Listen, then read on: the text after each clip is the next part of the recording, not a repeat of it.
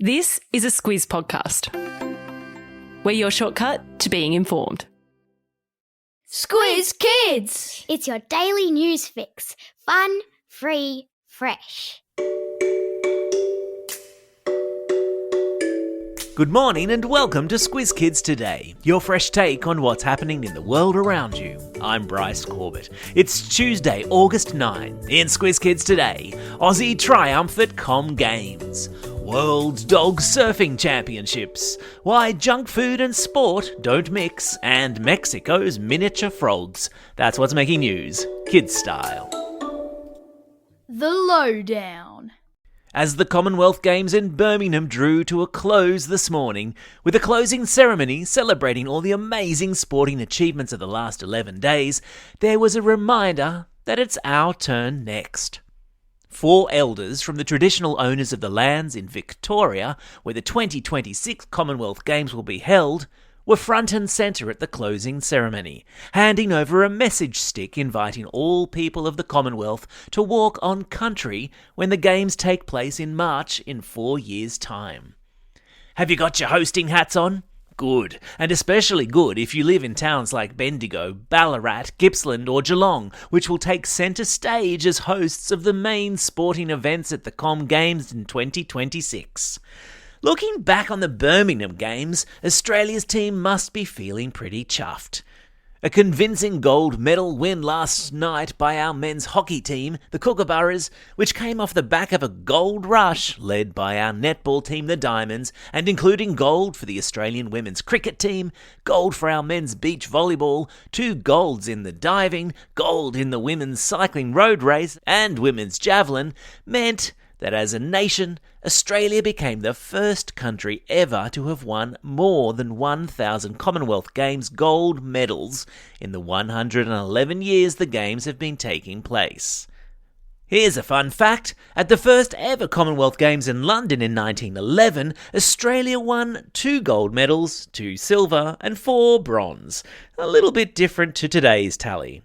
The only question now is, which sport are you going to choose to go for gold in Victoria in 4 years' time?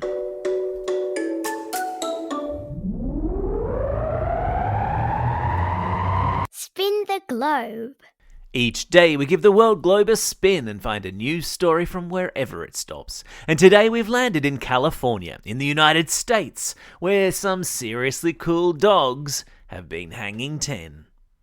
Hanging 10 is an old expression for surfing, which is what a bunch of poochers have been doing over the weekend at a beach near the city of San Francisco in the state of California. Now in its 16th year, the World Dog Surfing Championships attract clever canines from all over the United States as they battle it out to see who can ride a surfboard the longest and with the best technique. This year's winner was Faith, a rescue pup whose owner said had overcome a fear of pretty much everything to become a doggy surfing champion. Totally tubular, dude.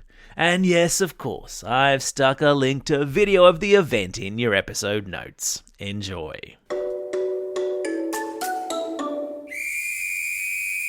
Sport time.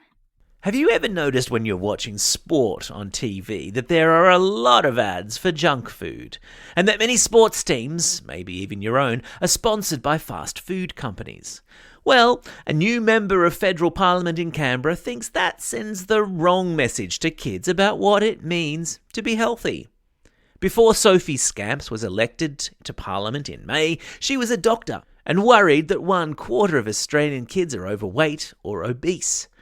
Now that she's a politician, Dr. Scamps wants to do something about it. She's introducing a bill to Parliament that would ban junk food advertising on TV when kids are watching, and stop fast food companies like McDonald's, KFC and Hungry Jack's from spending millions of dollars every year sponsoring children's sport.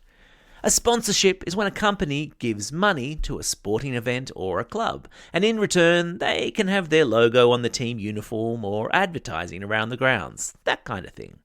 Some health experts say that sponsorships by junk food and soft drink companies go against the goal of encouraging kids to get healthy by playing sport. What do you think? Animal Kingdom. And so to Mexico we go, where not one, but 6 new species of miniature frogs have been discovered in the country's forests. And when I say miniature, I mean miniature. They are among the smallest frogs in the world, measuring no more than 15 millimetres. Now, grab your ruler if you've got one handy and check that out. I'm talking 1.5 centimetres per frog. Teensy. So, why did it take researchers so long to find and identify these new species of miniature frog? Well, that, my friends, is what we call self-evident, which is to say, they're miniature, so they're very hard to find. And yep-a-doo, you can check them out for yourself via the link in today's episode notes. Happy frog hunting. Time for the Squiz. This is the part of the podcast where you get to test how well you've been listening. Question number 1. In which state in the United States was the Dog Surfing Championships held?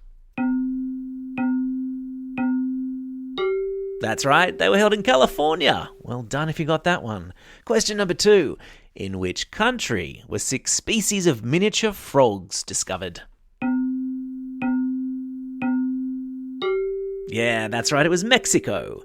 Question number 3. In which Australian state will the 2026 Commonwealth Games be held?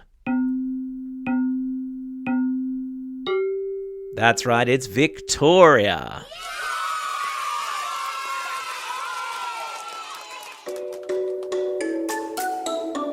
Shout-outs. It's August 9. Today is Book Lovers Day, a day to celebrate what a privilege it is to be able to read and to stop and think about how many wonderful stories have been turned into books. If you're near a book today, give it some love. It's also a special day for these Squiz Kids celebrating a birthday today. Jonah and Alex from Springfield, Kai and Sarah from Cannon Hill, Xavier from Mullumbimby, Scarlett from Bombala and Joe from Perth. And a belated birthday shout-out goes to Piper from French's Forest. And classroom shout-outs today go to Class 3-4R and Mrs. Reed at St Lawrence's Parish School in Forbes, to Year 5 and Mr. Abbey at Calare Public School, to Class 3-4MA and Mrs. Mackay from Temora West Public School, Class 5-6 and Miss Davis from Willagi Primary School in the Northern Territory, and finally to all the students at St John's Parish School in Cobar. Don't forget, if you've got a birthday coming up and you want a shout out, or if you're after a classroom shout out, drop us a line at squizkids@thesquiz.com.au. Well, that's all we have time for. Thanks for listening to Squiz Kids today. We'll be back again tomorrow. In the meantime, get out there and have a most excellent day. Over and out.